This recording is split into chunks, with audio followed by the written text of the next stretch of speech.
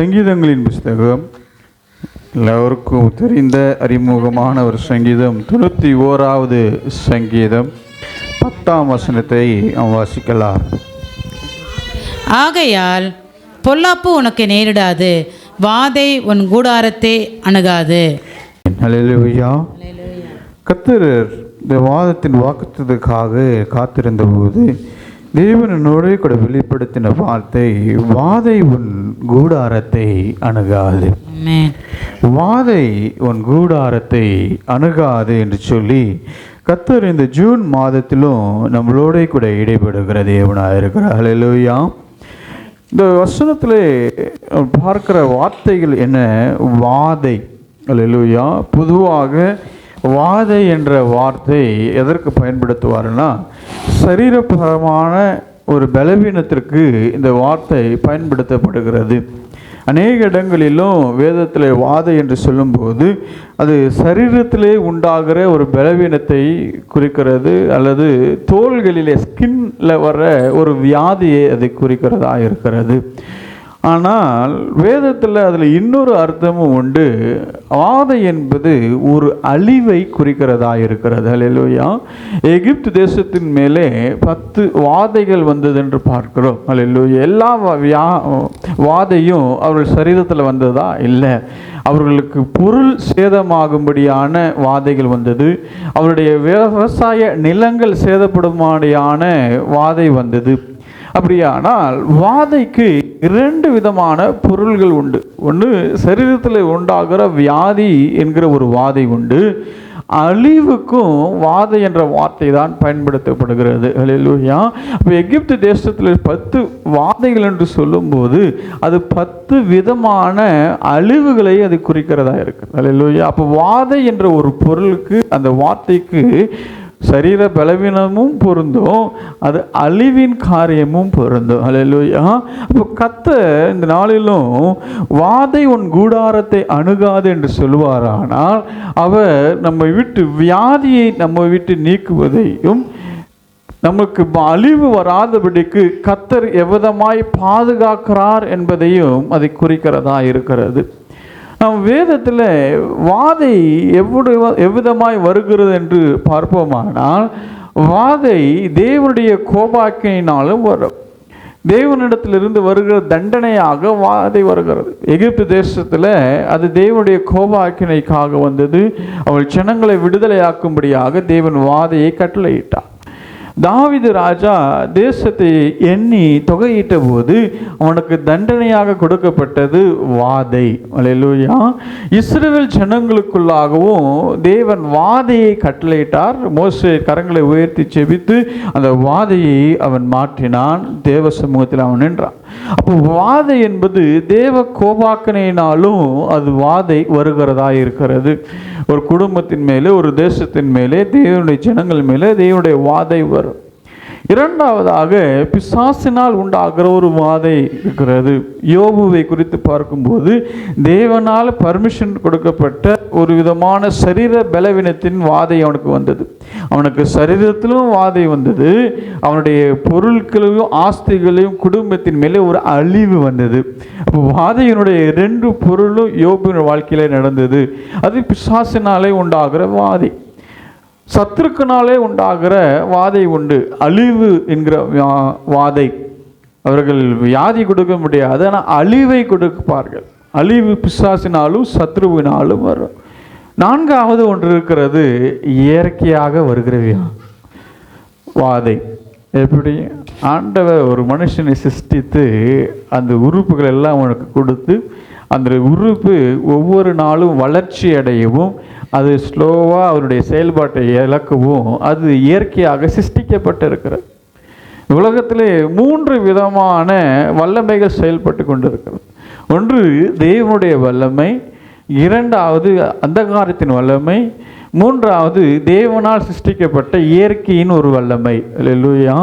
ஆண்டவர் பாருங்க, இந்த பூமியை அழகாக உண்டு பண்ணி சிருஷ்டித்து அது தன்னிச்சையாக இயங்கும்படி தேவன் கொடுத்து விட்டார். எல்லா நேரங்களிலும் ஆண்டவர் புயலை அனுப்புவதற்கு நீ புயல் உண்டாவாயாக, நீ மழை உண்டாயாக என்று சொல்ல வேண்டிய அவசியம் இல்லை. கர்த்தர் சிருஷ்டித்து அந்த சிருஷ்டிப்பு தண்ணியிலே செயல்படும்படியாய் அது தேவன் பர்மிஷன் கொடுத்துட்டார். அது இயல்பாக காரியங்கள் நடந்து கொண்டு இருக்கும். ஆனால் அந்த இயற்கையின் வல்லமை ஒரு சில நாள் செயல்படும் போது தேவன் அது தன் பிள்ளைகளை பாதுகாக்கும்படி அந்த இயற்கையின் மேலே தேவன் அதிகாரம் கொள்ளுகிறவராக இருக்கிறார். ஹல்லேலூயா. போட்டில் ஆண்டவர் உறங்கி கொண்டு இருக்கும் போது அங்கே என்ன வந்தது? புயல் வந்தது. ஆண்டவர் நான் தூங்க போகிறேன், நீ புயல் வான்னு சொன்னாரா? அது இயற்கையாக அந்த கடலில் உண்டாகிற ஒரு புயல். அது அந்த போட்டை சேதப்படுத்தும் போது, ஜனங்கள் பயப்படுகிற போது தேவன் அந்த இயற்கையை அதட்டினார். அது இயல்பாகவே கடந்து போனது. அல்லேலூயா. அப்போ வாதை என்பது இயல்பாகவும் வரும். நீ 2 ராஜாக்களின் புஸ்தகம் 20ஆம் அதிகாரம் முதல் வசனத்தை வாசிப்பீர்களானால், அந்நாட்களில் எசேக்கியா வியாதிப்பட்டு மரணத்துக்கு ஏதுவாய் இருந்தான். அப்பொழுது ஆமோத்சின் குமாரனாகிய ஏசையா என்னும் தீர்க்கதரிசி அவனிடத்தில் வந்து அவனை நோக்கி, நீர் உமது வீட்டு காரியத்தை ஒழுங்குபடுத்தும், நீர் பிழைக்க மாட்டீர், மரித்து போவீர் என்று கர்த்தர் சொல்லுகிறார் என்றான். இங்கே எசேக்கியா ராஜாவுக்கு ஒரு பலவீனம் வந்தது. என்ன பலவீனம்? மரணத்துக்கு ஏதுவான வியாதிப்பட்டிருந்தான். வியாதி தான், வாதை தான். ஆனால் எதுக்கு? மரணத்துக்கு ஜீவன் போக போகுது. அல்லேலூயா. இது எதனாலே அவன் வியாதிப்பட்டான்?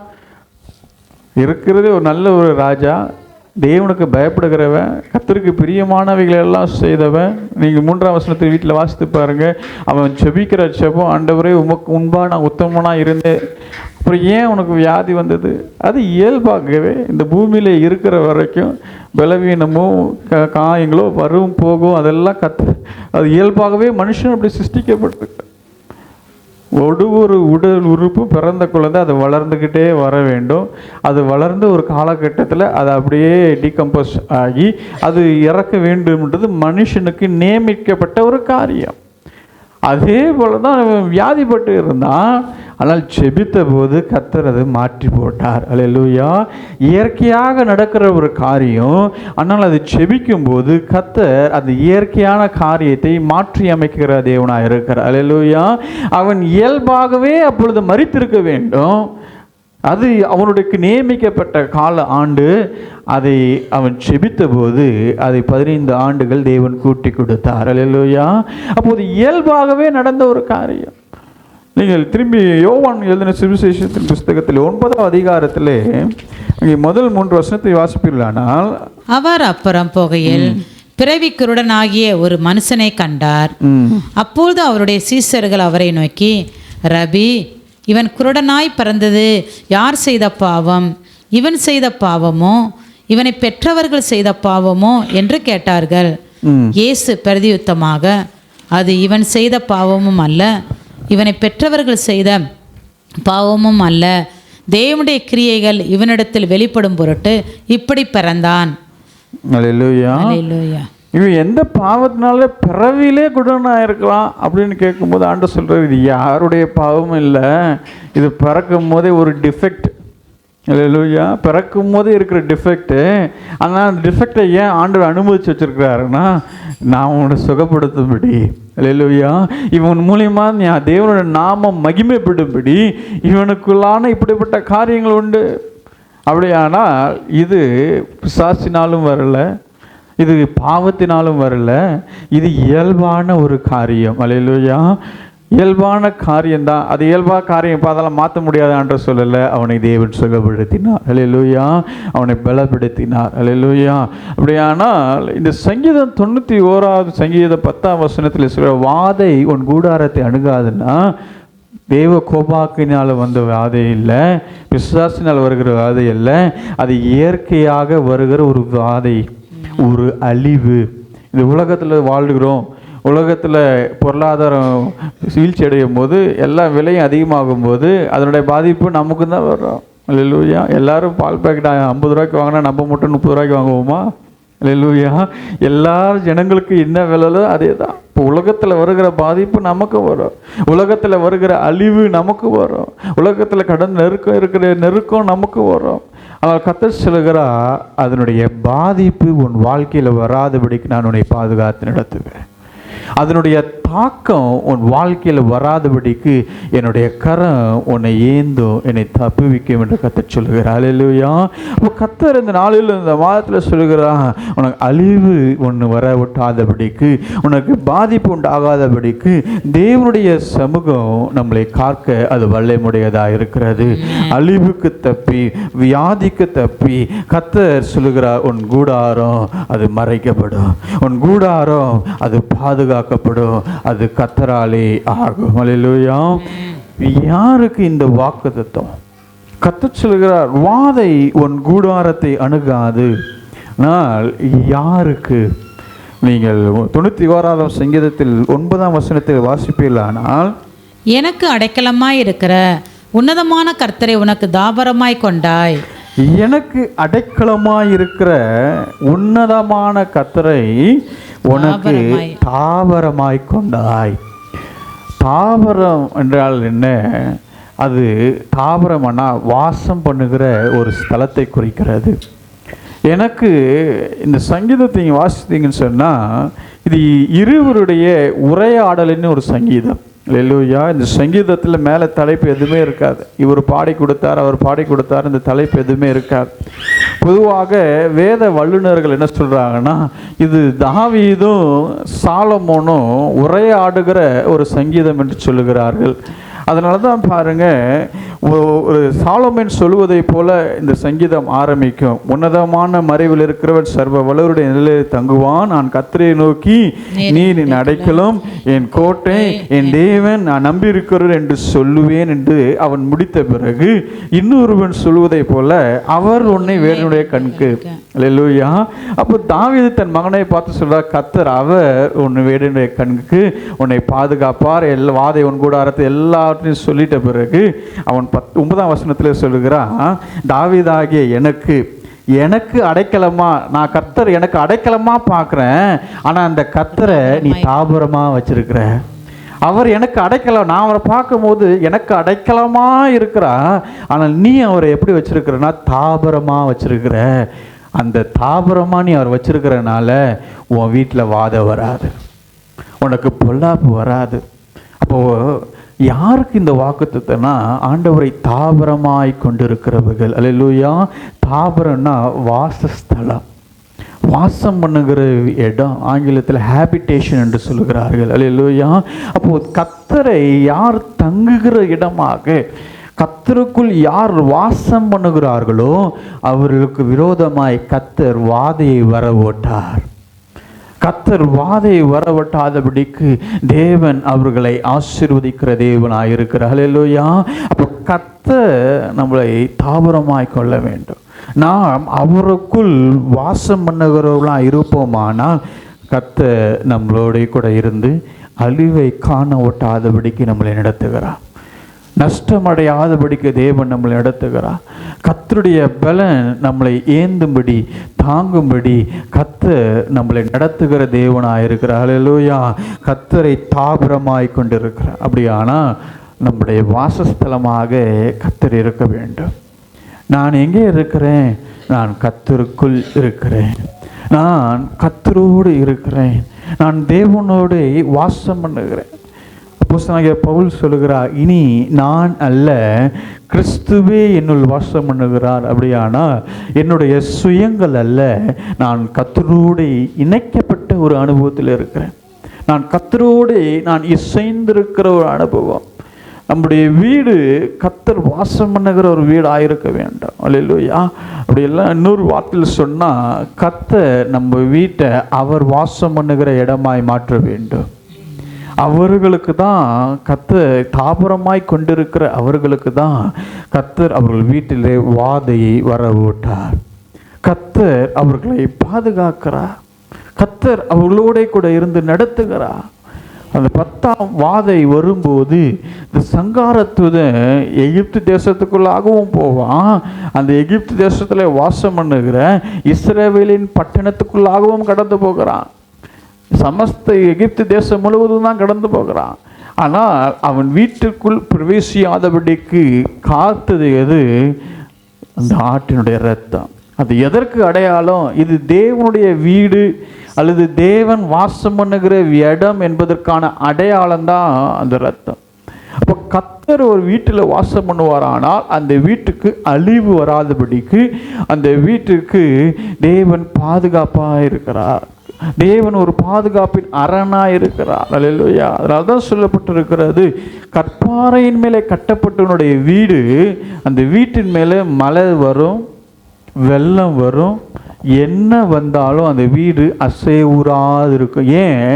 அந்த வீட்டு உள்ளே அஸ்திபாரமாகிய கிறிஸ்து அங்கே இருக்கிறார். அல்லேலூயா.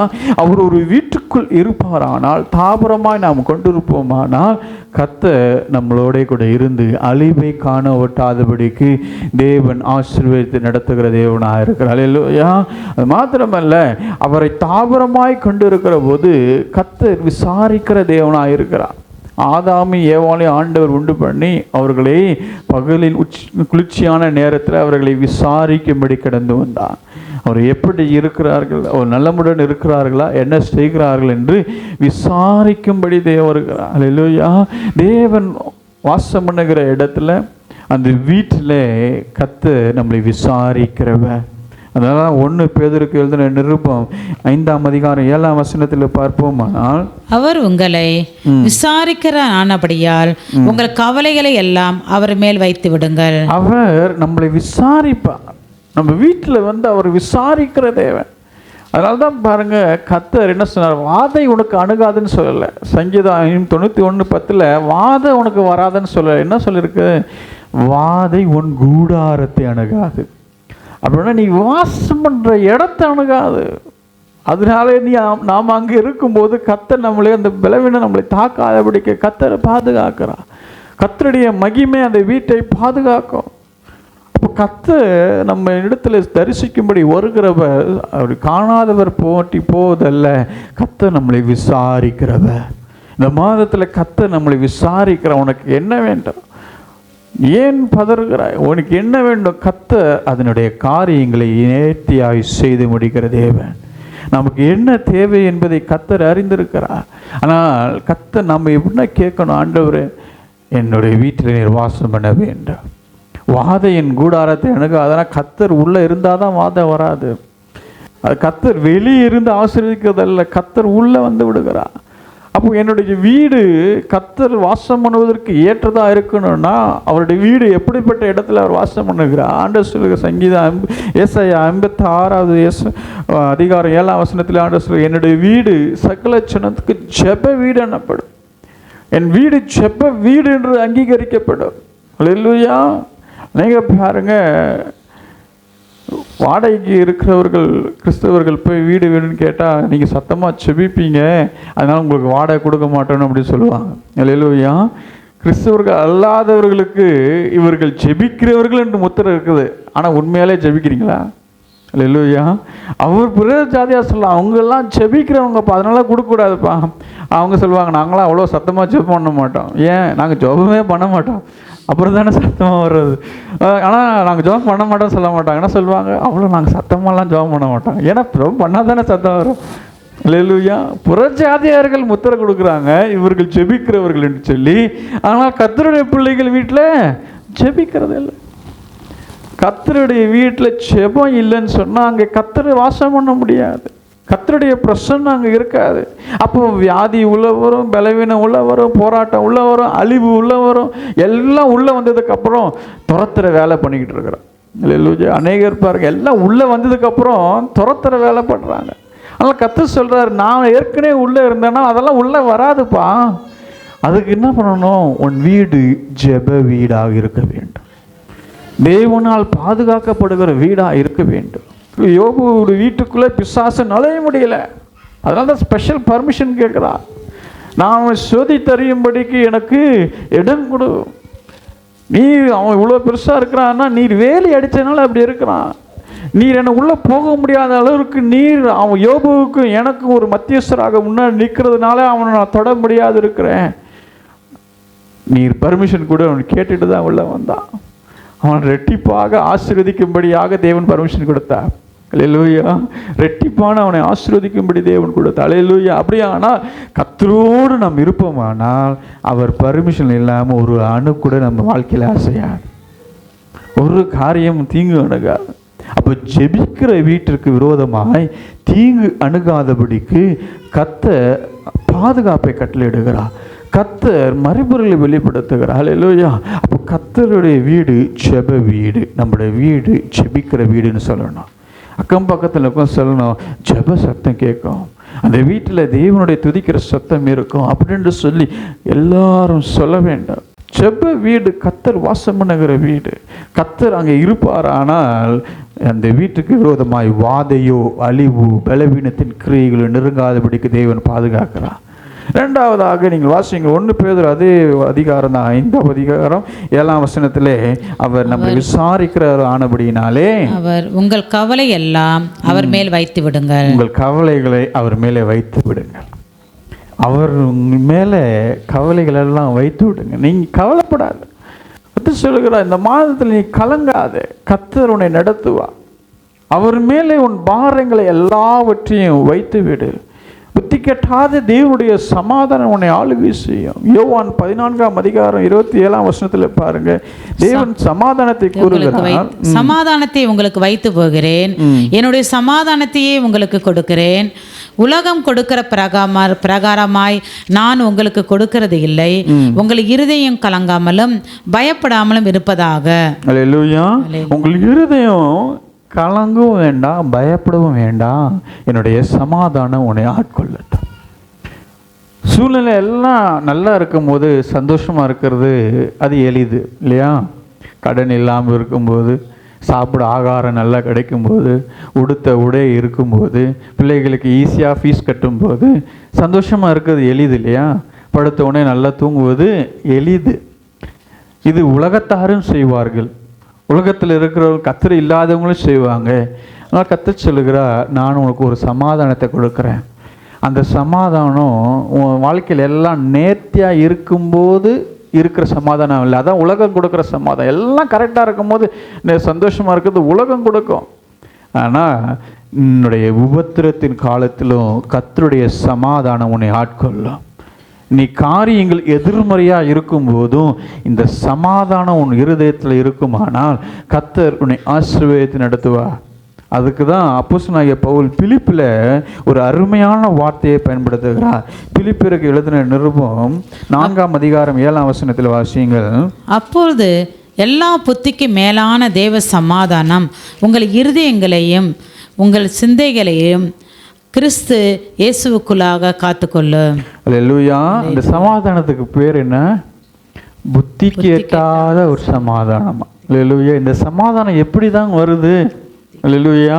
பொதுவாக கேட்பாங்க, இவ்வளோ பிரச்சனை இருக்கும்போது எப்படிங்க கர்த்தருடைய பிள்ளைகள் சந்தோஷமாக இருக்கிறீங்க? அது வார்த்தையில் சொல்ல முடியாது. அதுதான் புத்தி கெட்டாத ஒரு சமாதானம்.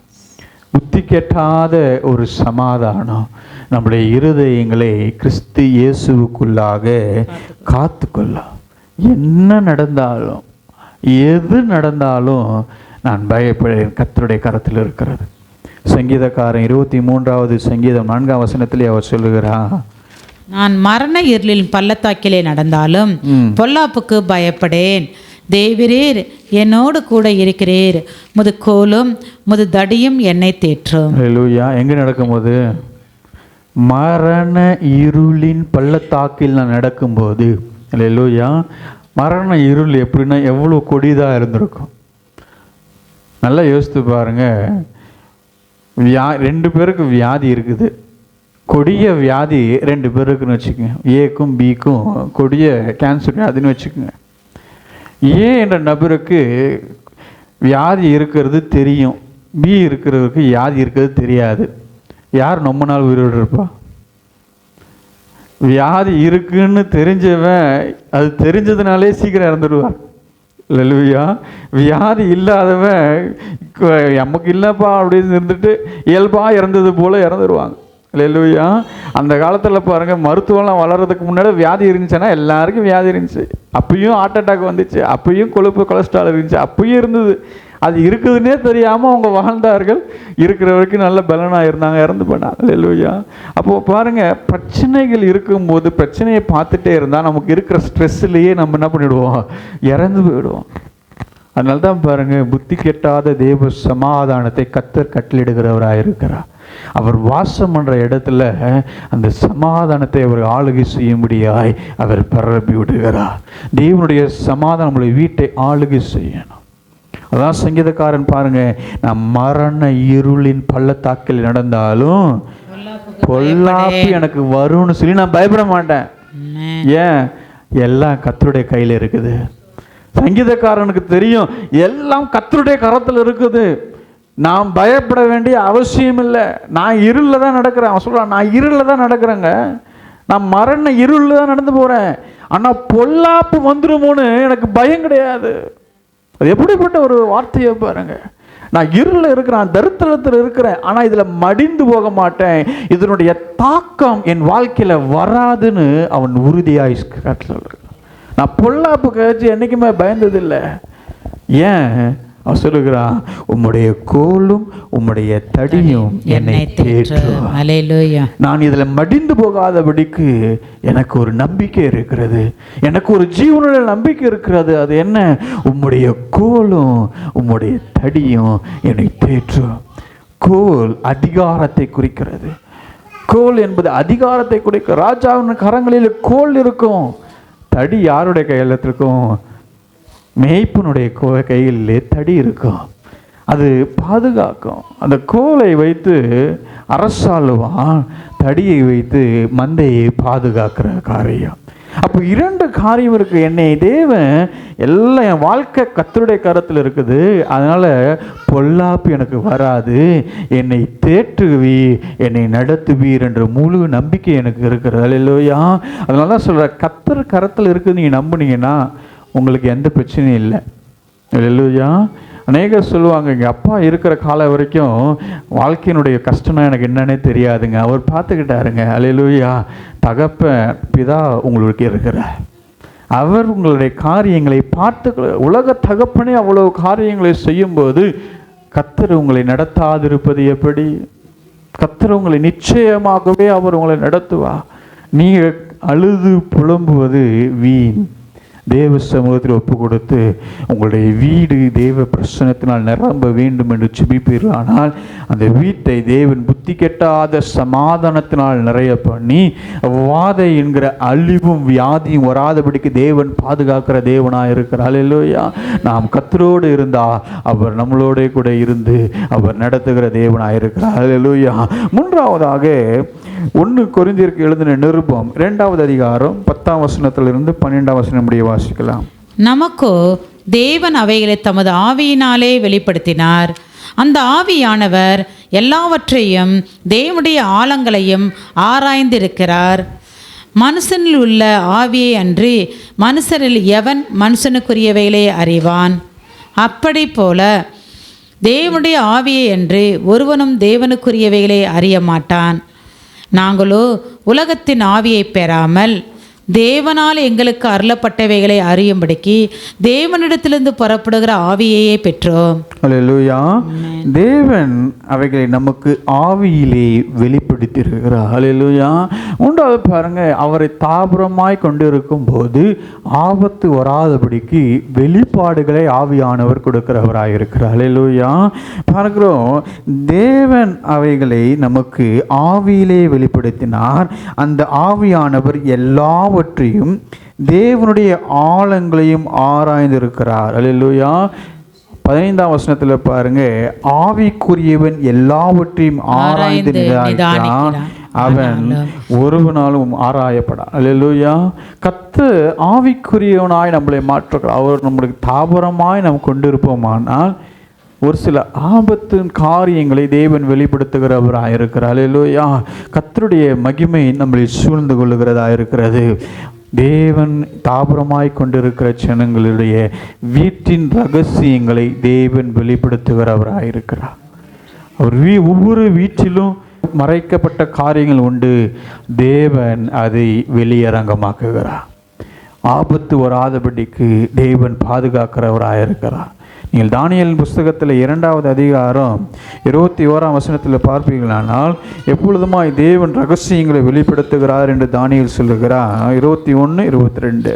அவர் காலங்களையும் சமயங்களையும் மாற்றுகிறவர், ராஜாக்களை தள்ளி ராஜாக்களை ஏற்படுத்துகிறவர், ஞானிகளுக்கு ஞானத்தையும் அறிவாளிகளுக்கு அறிவையும் கொடுக்கிறவர். அவரே ஆழமும் மறைபொருளுமானதை வெளிப்படுத்துகிறவர். இருளில் இருக்கிறதை அவர் அறிவார், வெளிச்சம் அவரிடத்திலே தங்கும். ரகசியங்களை வெளிப்படுத்துகிறவர். எல்லா ரகசியங்களும் அவருக்கு உள்ளாய் காணப்படுகிறது. அவரே காலங்களையும் சமயங்களையும் மாற்றுகிறவர். அவரே ஆழமும் மறைபொருளானதை வெளிப்படுத்துகிற தேவன். 28ஆம் வசனத்தில் அவர் சொல்லுகிறார், மறைபொருள்களை வெளிப்படுத்துகிற பரலோகத்தில் இருக்கிற தேவன். அல்லேலூயா. அவருக்கு பேரே என்ன? மறைபொருள்களை வெளிப்படுத்துகிறவர். யாருக்கு வெளிப்படுத்தினார்? தானியேலுக்கு தேவன் மறைபொருளை வெளிப்படுத்தினார். ஏன்? தானியேல் கர்த்தரோடு இருக்கிற ஒரு மனுஷன், கர்த்தரோடு ஜீவனம் பண்ணுகிற ஒரு மனுஷன். அவனுக்கு கர்த்தர் வெளிப்படுத்துகிற தேவனாக இருக்கிறார். கர்த்தருடைய சமூகம் அவனோட கூட இருந்து அவன் தேவன் அவனுக்கு மறைவாக எதுவுமே வைக்கவில்லை. ஆமோஸின் தீர்க்கதரிசியின் புஸ்தகம் 3ஆம் அதிகாரம் 7ஆம் வசனத்தில் பார்ப்பீர்களானால், இங்கே தேவனுடைய வார்த்தை சொல்கிறது, கர்த்தராகிய ஆண்டவர் தீர்க்கதரிசிகளாகிய தம்முடைய ஊழியக்காரருக்கு தமது ரகசியத்தை வெளிப்படுத்தாமல் ஒரு காரியத்தையும் செய்யார். அல்லேலூயா. கர்த்தராகிய ஆண்டவர் தீர்க்கதரிசியாகிய தம்முடைய ஊழியக்காரருக்கு தமது ரகசியத்தை வெளிப்படுத்தாமல் ஒரு காரியத்தை செய்ய. அப்போ மறைபொருளான காரியத்தை இந்த வசனத்தை வாசிச்சோன்னே என்ன நினைப்பீங்க? ஆண்டவர் தீர்க்கதரிசிக்கு வெளிப்படுத்துறாரு, அவருடைய ஊழியக்காரருக்கு வெளிப்படுத்துவார், நமக்கெல்லாம் வெளிப்படுத்த மாட்டார். அவங்ககிட்ட கேட்டு தெரிஞ்சுக்கலாம். அல்லேலூயா. ஏன் பழைய ஏற்பாட்டில் எழுதப்பட்ட இந்த வசனத்திலே ஆண்டவர் தீர்க்கதரிசியாகிய தன் ஊழியக்காரர் என்று சொல்லுகிறார்? பழைய ஏற்பாட்டில் தீர்க்கதரிசிகள்னா யாரு? அவங்களையும் ஆராய்ச்சி பண்ணி பாருங்க. அவர்கள் தன் குடும்ப வாழ்க்கையில் இருந்தாலும் கர்த்தரோடு அதிக நேரத்தை செலவிட்டவர்கள், காடுகளிலும் குகைகளிலும் தேவனோடு உறவாடினவர்கள். அப்படியானால் கர்த்தர் யாருக்கு ரகசியத்தை வெளிப்படுத்தினார்னா, கர்த்தரோடு உறவாடுகிறவர்களுக்கு, கர்த்தரோடு இருக்கிறவர்களுக்கு. தீர்க்கதரிசிகள்னா யார்? பேசிக்கலாக தீர்க்கதரிசி என்ற வார்த்தைக்கு என்ன பொருள்? தேவனுடைய வாய் என்பது பொருள்.